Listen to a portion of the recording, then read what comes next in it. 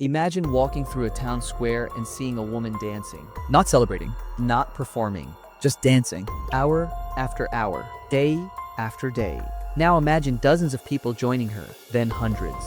Some collapsing from exhaustion, some reportedly dying. It sounds like fiction, but in the summer of 1518, something strange happened in the city of Strasbourg in what is now France. And more than 500 years later, historians still debate what caused it. Welcome to Night Archive. The story begins in July 1518 with a woman known as Frau Trophea. According to historical records, she stepped into a street and began dancing. At first, nobody thought much of it, but she didn't stop. She danced through the day, then the next day, then the next. Witnesses claim she continued for nearly a week. Soon, others began joining her. Within days, dozens of people were dancing. Within weeks, the number may have reached several hundred. The city authorities were completely confused. This wasn't a celebration. There was no music, no festival, no obvious reason for the behavior, yet the dancers seemed unable to stop. Some screamed in pain while continuing to move. Others reportedly begged for help.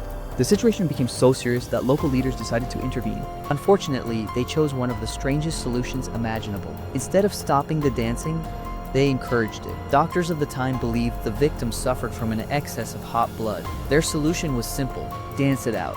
Authorities hired musicians. Stages were built. Professional dancers were brought in to help the victims continue moving. The plan was a disaster. The more people danced, the more the phenomenon seemed to spread. The city watched in horror as exhausted men and women collapsed in the streets. Historical reports claim some victims suffered heart attacks, strokes, or complete exhaustion. Whether the death toll was truly as high as some accounts suggest remains debated, but there is little doubt that the event terrified everyone who witnessed it. And if you're enjoying strange historical mysteries and unexplained events, subscribe to Night Archive for more stories history still cannot fully explain. Eventually, authorities abandoned their original strategy. The dancers were taken to a nearby shrine dedicated to Saint Vitus, a saint associated with neurological disorders and involuntary movements. Religious ceremonies were performed. Gradually, the outbreak began to fade, and just as suddenly as it had started, it ended. But the mystery remained. What actually caused the dancing plague? One theory suggests mass psychogenic illness, sometimes called mass hysteria. In times of extreme stress,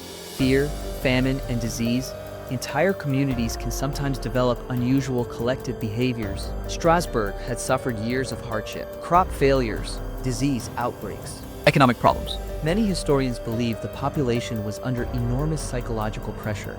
Another theory suggests poisoning from ergot, a fungus that can grow on rye and produce hallucinations. Some researchers once believed contaminated food may have triggered the bizarre behavior. However, many modern experts argue that ergot poisoning does not fully explain the scale and duration of the event. Others believe religion played a major role. Many people at the time believed Saint Vitus could curse individuals with uncontrollable dancing. Fear itself may have helped spread the phenomenon throughout the community. The truth is that nobody knows for certain. The dancing plague of 1518 remains one of history's strangest events. Hundreds of people dancing for days, authorities making the situation worse, and a mystery that still refuses to disappear. More than 5 centuries later, the streets of Strasbourg are quiet, but the question remains: why did they dance? And why couldn't they stop?